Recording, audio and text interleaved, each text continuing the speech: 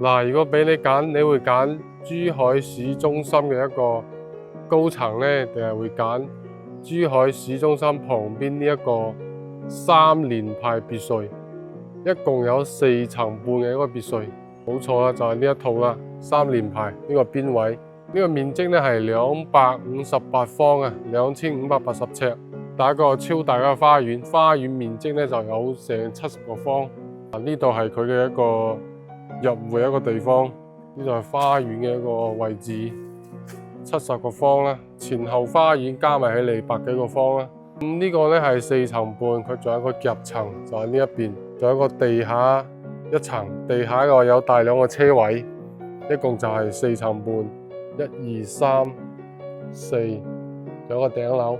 呢一個呢2580尺呢個戶型呢，就總價200幾萬就可以攞低㗎啦，非常之大啊！佢首層嘅話就有100幾個方，呢個就係佢嘅一個客廳嘅位置，挑高有9米幾，非常之大氣，非常之大嘅呢個。咁呢度呢就係落去佢一個夾層嘅一個地方㗎啦，呢度就係佢一個夾層一個位置，都係成100幾個方㗎，非常之大，採光都係非常之好㗎呢個。呢個夾層即係等於係負1層啦。佢負2層嘅話係一個車庫嚟嘅，即係2個車位。呢度地方就可以放呢啲打桌球啦，同埋嗰啲紅酒櫃啊，放嗰個地方。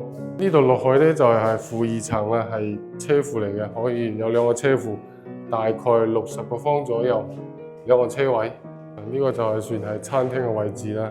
呢個呢就係廚房，呢度呢就係佢一個採光正嗰個位置咧，採光非常之好㗎。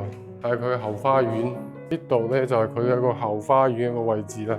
前後花園加埋起嚟成100個方左右啦。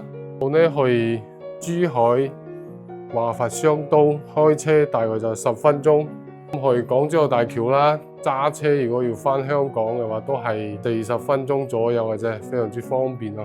屬於係市中心嗰個位置。咁睇下佢3層嗰個位置啦。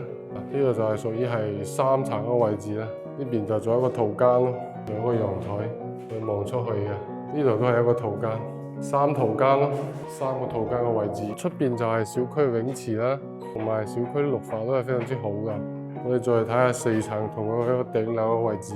呢度就係第4層啦，一個天台嘅位置，非常之大呢個。呢度就做一個大套間啦，呢個做衣帽間、洗手間，超大嘅陽台。再上去頂樓，呢個就係頂樓嘅位置啦，非常之大啊！呢個3連排別墅，總價200幾萬，仲買乜嘢高層洋房？喺呢個市中心旁邊嘅一個別墅。如果對呢一套別墅感興趣嘅朋友，可以 WhatsApp 我、私信我，發啲詳細啲嘅資料俾你，帶你哋現場嚟睇睇。